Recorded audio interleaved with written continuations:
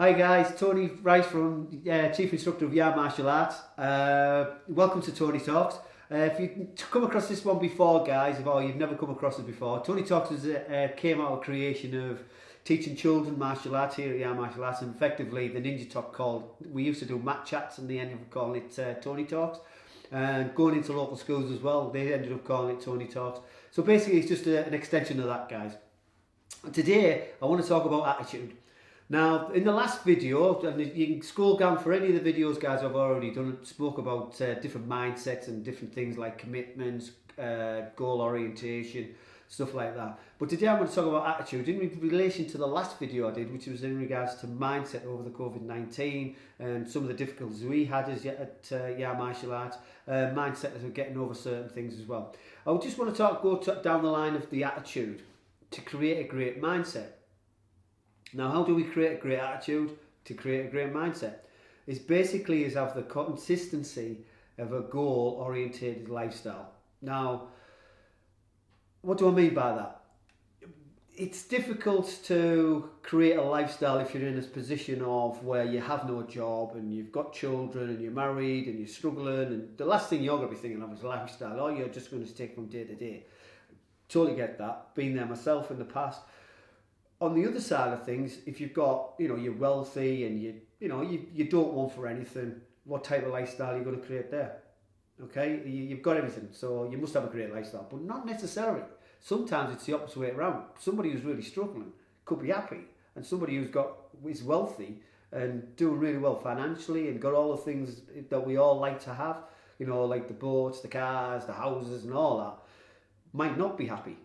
Why is that? It's because of attitude. It's an attitude to understanding themselves. An attitude to understanding that it's all down to them. It's their own mindset.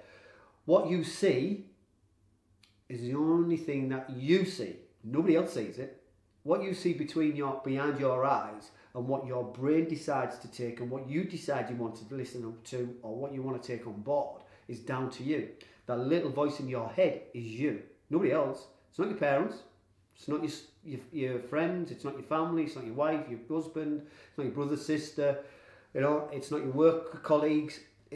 You're the only person who sees what you see and you feel what you feel.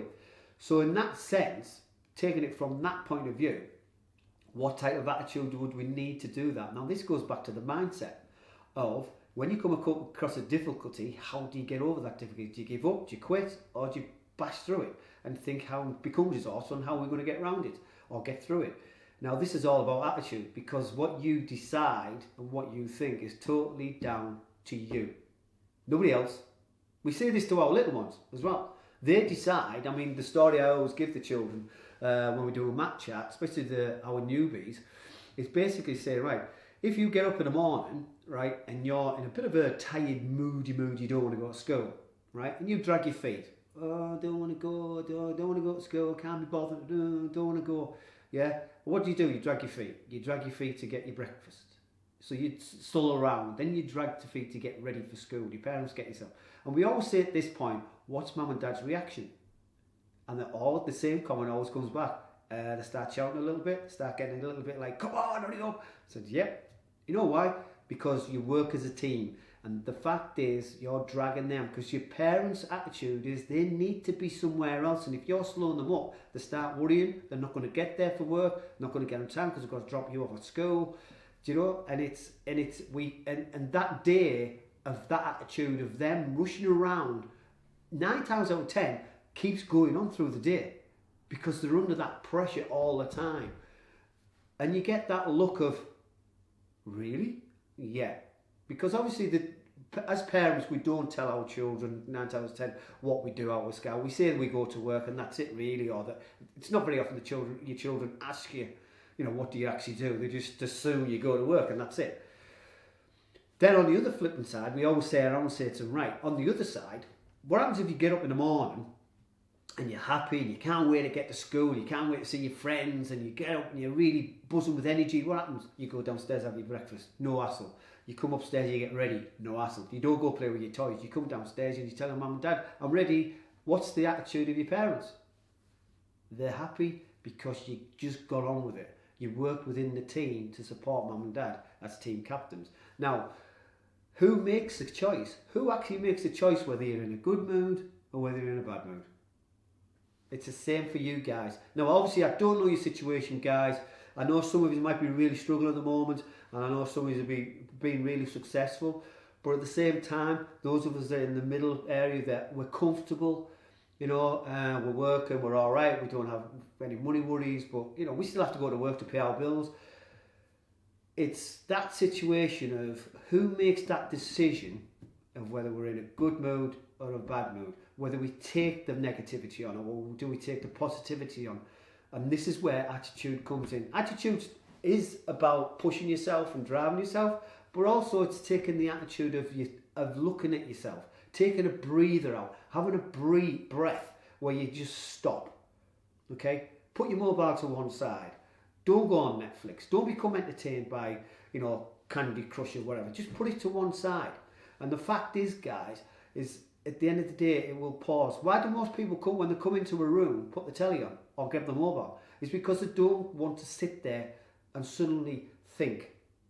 Think about what they have to do, think about their emotions, because they know it's going to be about. Yes, it is about, but you can, at the end of the day, you are solely responsible of what your thoughts are.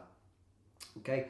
I'm the same, guys. I have my good days, I have my bad days. There's bad days where I just don't want to get out of bed, I'm tired, and you know, and I've got a lot of work on, and I'm thinking, oh, do I really need to do this? But the answer is always yes. Because if I don't get out of bed, I'm giving away to my dreams. I'm saying bye-bye to my dreams. Basically, guys, and basically it's not setting the right culture within my house in regards to my children. So I get up and get on with them because I'm leading them, okay, as you know, as we do as parents.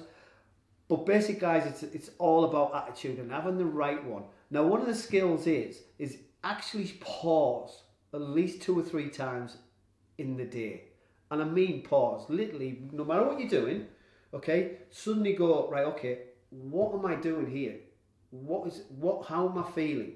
What is my turn? How am I feeling inside myself? What's my mindset? Catch you thinking. Because 9 times out of 10 when you're doing your work, you're actually thinking of something else.